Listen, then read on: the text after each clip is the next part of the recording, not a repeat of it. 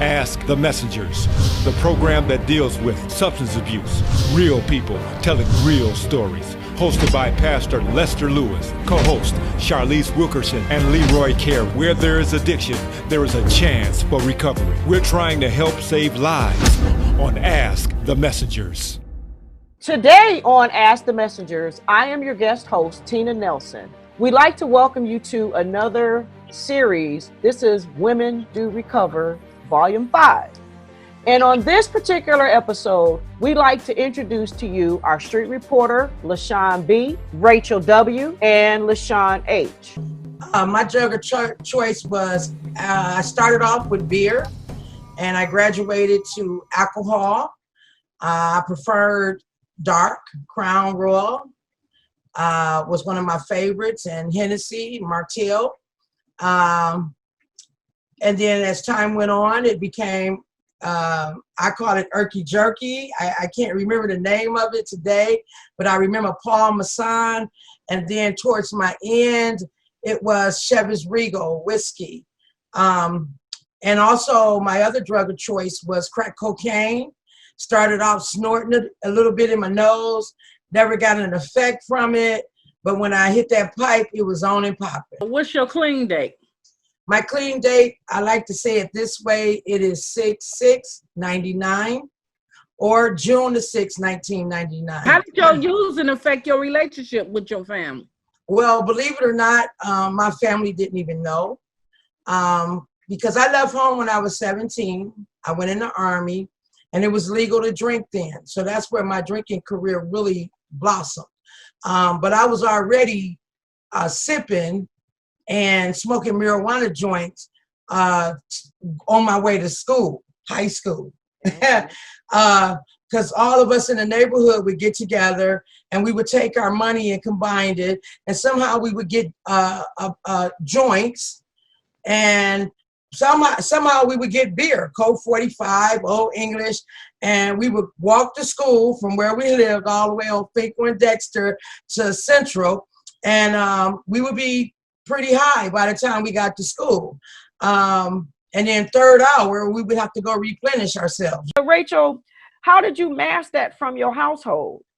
Well, when we grew up back then, even in a one-parent household back then, and, the neighbors, they were all the parents. So I knew how to do what I needed to do, but I knew when I came home, my face and my behavior better be in check. Okay? Yes. Because mama didn't take no mess. Right. Let me ask you this, Rachel. What happened? You now crack don't let you hide. How did you do that? Okay, so by the time I was doing the crack cocaine, and it's funny because my family did not know until I was in treatment. Wow. When I was in the VA hospital, I gave my kid's father permission to let my family know where I was at. Okay. And all of them was like, well, where was she doing it? How was she doing it? Well, number one, I'm a veteran, okay? I left and went in the military at the age of 17. And so, number one, I really don't blend in a lot with people out here in the I call it civilian world. I really can't explain it, but once you go inside of there and you come back, you'll never be the same. Mm-hmm. And then being a mother, and having a family, I wasn't around them a lot. I worked midnights, at that particular time in the post office. So when they all working days, I'm working nights. And then when it's time to come together as a family, I was the one who would sit back and smile and watch everybody else, sip their drinks. But I didn't touch anything. So nobody knew. I just kept that part of my life away, even down to the neighborhood. I went across Illinois and got with those people because, because I really couldn't hang with the people in my neighborhood because they looked up to me too much and I wouldn't blend in with them. Okay. Now, I had two homies I went to school with from middle school. Now, we would all hook up at each other's house, but never my house. And we would do our little thing, and then we all go our separate ways, you know. So it wasn't a job, but today when I think about it, just y'all listening, it should be making y'all tired. But I that was all normal to me, you know.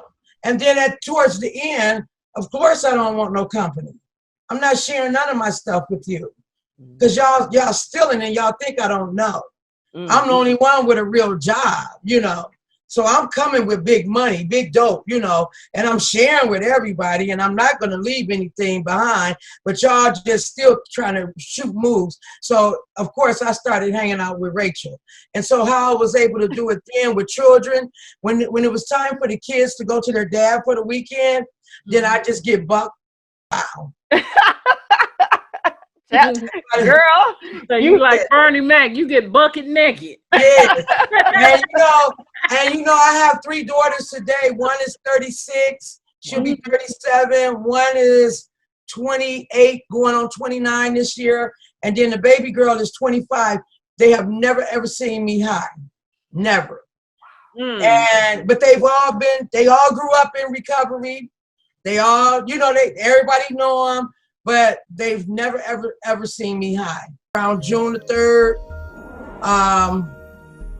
I was up to here with stress, the whole, you name it. And it made sense for me to go get a drink. And I went and bought me a pint of Crown Royal. Next thing I knew, I was back on Stopo, the same house where they be partying at. I was right in there with them pulling. How long did it take you to get back? 3 days later, June the 6th. But what happened, I didn't plan on going back. What happened was, it was around 1 o'clock in the morning. On Dexter and Finkel, there's this house that used to have the red light on. And when the red light is on, that means you can come and knock on the door and buy some liquor, right? Well, the red light wasn't on. So I couldn't buy no more liquor. I had ran out of money. I didn't want to do anything bad as far as soliciting my body or anything like that. And so it made sense for me to drive to the east side of Detroit and kill my kid's father. So I took off in my Ford Taurus with my 9mm out to 94. My exit was supposed to be Cashew, but when I woke up the next day, I was in the VA hospital on John R. I don't remember to this day. God has not revealed that to me yet. How the heck did I wind up parked in a right parking space in the blue section of the VA hospital, and inside some doors that I couldn't get out? And when I finally woke up, I looked around my room like, where am I? I did not know where I was at, y'all. It was bright, it was pretty, and I was terrified. I thought I was in jail. I thought I had went and shot up the little, because I used to call it the little yellow brick house, because that's the kind of house they had. And then all of a sudden, a real short lady walked in my room. You know what the priests wear? The all black with the white collar? Well, she walked in my room. She was a black lady. She had the white collar, and everything was black.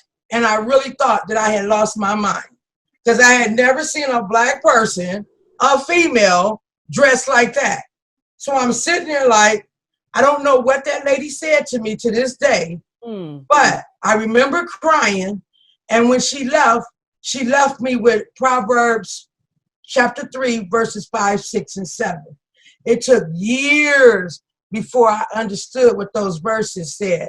I held on to that piece of paper in every Bible that I had since then, but now I can't find it. But I just want to believe that it's still somewhere here. And when I found out I was in the VA hospital, I was able to go out and mingle with the other people. I was the only female with about 20 guys. And that's when my recovery began. Teenage girls are more likely to use drugs and alcohol to cope with problems at home, and mostly to be accepted by the cool kids. Stay tuned for more of Ask the Messengers. Was offered a drug. Chose to try it. Felt weird, but good. Chose to try it again. Started looking for chances to get high. Flunked a few tests at school. Missed Mom's birthday. Found a connection to score drugs. Quit after school stuff to get a job. Used the money to help pay for drugs. Was tired a lot. Started showing up late to work. Got fired. Told Mom and Dad I quit. Met kids from another school and started dealing. Got busted for drug possession. Dad picked me up at the station house. Things seemed hopeless. Felt sad. Felt sad for no reason. Couldn't seem to shake the blues. Opted for treatment instead of juvie. Heard all about how drugs were bad for my health. Didn't listen. Got high with a friend once treatment was over. Began to feel out of touch. Things went downhill fast at home. Chose to go back to treatment. This time, for real. Started to feel different after a few months. Calmer. More hopeful. Learned a lot about drugs and how they affect my body and my mind. Didn't graduate from high school with great grades, but did graduate. Life's complicated enough. Make smart decisions about drugs. Underage drinking is responsible for more than 4,300 deaths of youth annually. DWIHN, along with its provider partners, strive to educate young people on the deadly dangers of alcohol use and abuse. We teach youth about the dangers of drinking, especially when driving. If you are looking for resources to share with your loved one, give the Detroit Wayne Integrated Health Network a call, 24/7, 800-241-4949. Here to talk, here to help. More than 2.5 million Americans are addicted to opioids. The addiction is sometimes developed through the improper use of prescription painkillers. Using prescribed medication in ways or amounts not intended by a doctor is very dangerous. So it's important that unused prescriptions are properly disposed of. If you or someone you know is struggling with addiction, or for more information about prevention, treatment, and recovery services, or how to properly dispose of medication, contact the Detroit Wayne Integrated Health Network, 24/7, 800-241-4949. Here to talk, here to help. If you or someone you know is battling with any type of cancer, you need to read the book by Laverne Moore Slaughter, God Encounters Are Real. In her book, she tells how through prayer and faith, God healed her and set her free from stomach cancer. For more information and to get your copy, visit www.encountersarereal.net. I am Eric Sabri, your Wayne County Treasurer, informing you that the Wayne County Treasurer's Office is now again open to the public. To adhere to social distancing guidelines, visits to the office must be by appointment only. To make an appointment, visit the Treasurer's Office website at treasurer.waynecounty.com. And for the safety of everyone, a face covering is required. Even though we are not foreclosing on any properties in 2020, I encourage taxpayers to continue making payments to avoid foreclosure in the future. This can be done online at treasurer.waynecounty.com, by visiting a DivDat kiosk located near you, by using the Wayne County mobile app, by phone, or by mailing payments to the office. If you need to visit our office, you can set up an appointment on our website, where you can also obtain kiosk locations and other valuable information. You can email us at textinfo@waynecounty.com or call us at 313-224-5990 to set up an appointment or for further assistance. We look forward to helping you. What's your clean date? My clean date is October the 20th, 2018. And what was your drug of choice? Alcohol. Is that the only thing you ever used? Well, 22 years ago, I was using heroin and crack. What brought you to your knees? What happened was I had thought I had control of drinking, and I had caught a case out there in Novi, and the bond condition was I couldn't use drugs or alcohol. And I got up that morning, and I had a little bit of liquor left because I started to need a drink when I wake up just to function. So I drank the rest of the liquor, went to court late. And when I got there, the probation department told me I had to drop, but he smelled alcohol. And he said, you know that's a violation of your bond. I'm about to take you in front of the judge. So as soon as he told me to walk in the courtroom, I ran, jumped in my car and pulled off. And I went home, and I never jumped bond, you know, and it was just something different. Then I started realizing that my life had became unmanageable again because I was drinking without my permission. For you growing up, how was that? After my mother and father divorced, I had to be around 10 or 11, and me and my sister, we was real spoiled. And my mother couldn't take, my daddy was real religious, and my mother was real into the world. She was in a motorcycle club and everything. And my dad had a lot of strict rules. So my mother couldn't deal with it anymore, so she divorced my daddy. And then when my daddy left the home, me and my sister, you know, had to start defending for ourselves. And my mother was an alcoholic all this time, you know. So we started hustling, you know, we were doing the norm. Getting into the street world, the street life, we gonna say, getting into that street life, how was that for you?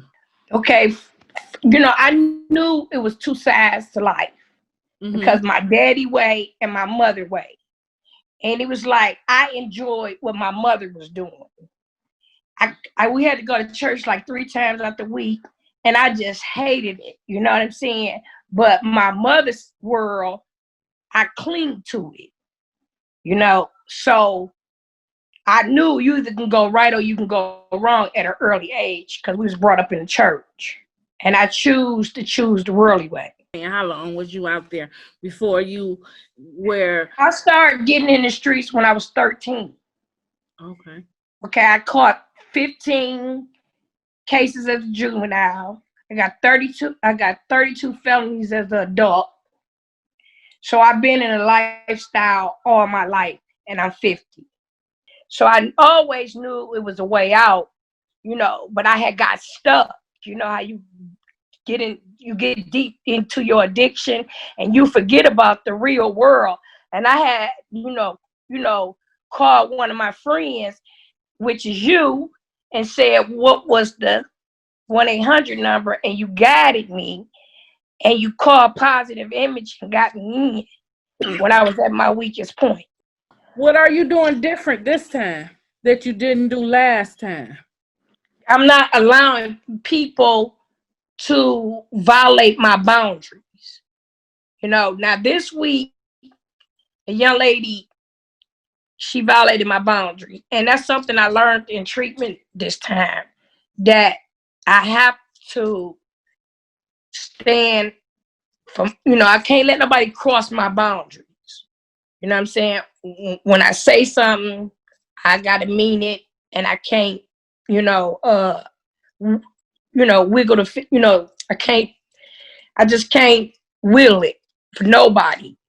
Okay. Is there anything that you would like to add to this that I did not ask?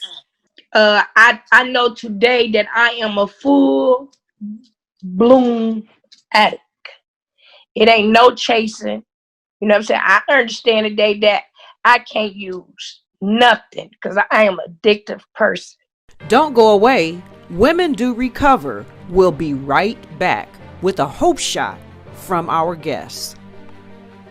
I'm Artesia Washington, and I'd like to welcome you to Irvine Head Injury, where restoring you to your previous level of functioning is our goal. We offer services such as physical therapy, occupational therapy, speech and language pathology, aquatic therapy, massage therapy, and counseling. An automobile accident is an unfortunate event. If you feel that you or a loved one can benefit from our services, you can be reached at 248-415-2500. We look forward to hearing from you. I am Eric Sabri, your Wayne County Treasurer, informing you that the Wayne County Treasurer's Office is now again open to the public. To adhere to social distancing guidelines, visits to the office must be by appointment only. To make an appointment, visit the Treasurer's Office website at treasurer.waynecounty.com. And for the safety of everyone, a face covering is required. Even though we are not foreclosing on any properties in 2020, I encourage taxpayers to continue making payments to avoid foreclosure in the future. This can be done online at treasurer.waynecounty.com, by visiting a DivDat kiosk located near you, by using the Wayne County mobile app, by phone, or by mailing payments to the office. If you need to visit our office, you can set up an appointment on our website, where you can also obtain kiosk locations and other valuable information. You can email us at taxinfo@waynecounty.com or call us at 224-5990 to set up an appointment or for further assistance. We look forward to helping you. Underage drinking is responsible for more than 4,300 deaths of youth annually. DWIHN, along with its provider partners, strive to educate young people on the deadly dangers of alcohol use and abuse. We teach youth about the dangers of drinking, especially when driving. If you are looking for resources to share with your loved one, give the Detroit Wayne Integrated Health Network a call 24/7, 800-241-4949. Here to talk, here to help. More than 2.5 million Americans are addicted to opioids. The addiction is sometimes developed through the improper use of prescription painkillers. Using prescribed medication in ways or amounts not intended by a doctor is very dangerous. So it's important that unused prescriptions are properly disposed of. If you or someone you know is struggling with addiction, or for more information about prevention, treatment, and recovery services, or how to properly dispose of medication, contact the Detroit Wayne Integrated Health Network 24/7, 800-241-4949. Here to talk, here to help. It's amazing how people can come together by spending time apart. Quest Diagnostics thanks you for doing your part to stop the spread of the coronavirus through social distancing and proper hygiene. At Quest, we're doing our part by establishing COVID-19 lab testing capabilities across the country to better serve our communities and healthcare providers. If you suspect you had COVID-19, talk to a healthcare provider. And let's keep doing our part, so we can all come back together stronger than ever. Won't you help us to do exactly what our motto is, and that is to help save lives? Won't you send a generous donation to the information there on the screen? We would love to have you as part of our partnership to help save lives. So right now, we're going to go around the table. And I want you ladies to look in. Sean, you got to do this part because you say that much better. I want you to, come on, Sean, bring us home, Sean. So I want everybody to look into the camera when it gets to your turn. Look out there at that young lady that might be thinking about getting into the lifestyle or having problems with getting to recovery, or somebody that's struggling, or somebody that don't even know that recovery is possible. Look into the camera and give that person a hope shot. So I'll start it off. I want to say to any young lady out there, or any woman out there, period, if you struggling or if you looking for recovery is possible. Women do recover. You know, one day at a time. If an addict like me, if the program worked for me, I know it'll work for you. You know, you gotta want this in order for it to work. Rachel? So what I want to let everyone know is, especially the young women, the middle-aged, and the old women, that recovery has been around for 82 years now. And this is something that science, man has yet to figure out a cure for. 82 years later, here in 2020, this is what it takes. See, us four women, it takes us talking to one another, sharing a cup of coffee, getting butt naked honest about the things that we have been through from as far back as we can remember, listening to learn, learning to listen, and keep bonding with each other, that you can do the same thing. All the material things, those that don't know what we're talking about the bling bling, the jewelry, the big rich man. I guarantee you, if you roll with us, you're going to get all of that tenfold. There's many local hospitals. Pick up the phone and call one and tell them you're struggling and you need some help. And I guarantee you they will give you some help. You do not have to do this alone. Sean? And I just want to say to the women, the kids that's always falling down, there is hope. For the chronic relapsers that feel like they cannot get this, you got to keep getting up and keep trying. You cannot stop. You got to go on. You know, my story is different from their stories. My story is going to help somebody that struggled just like me and can accumulate some clean time and then just give it right back up. It's the fight is real and you can still win it. You know, you just don't give up on yourself. You know, it's a way out. Well, ladies, I appreciate you for taking time and doing what we are doing today. Yes, women do recover. And let me tell you, if you don't think or you're not understanding, the fact that you have to think twice about any situation that's going on in your life, that means you need to check that out. Because once you know it, nobody can take that away from you. It's when you second guess that thing that you're thinking. If you have to think too hard, how they say, think long, you think wrong. If you think too long, that's when you need to reach out and call somebody. You are not by yourself. You're never by yourself, but you have to want it. I know and I learned it don't come to you until you want it for yourself. I can't make you do it. Sean, Rachel, LaShawn cannot make you do it. But guess what? We are here for you whenever you are ready. Here on Ask the Messengers, we are trying to help save lives, one episode at a time. We are here for you 24/7. Social media, 800 numbers are there. Use them when you're ready to use them. This is Tina Nelson. Thank you, Sean, my street reporter, my road dog. Rachel, my high school alum, road dog. And LaShawn, thank you so much. And look, may every 24 be a day of grace, passion, and new discoveries that we could never, ever imagine. Until next time, this is Tina Nelson and the Women Do Recover crew.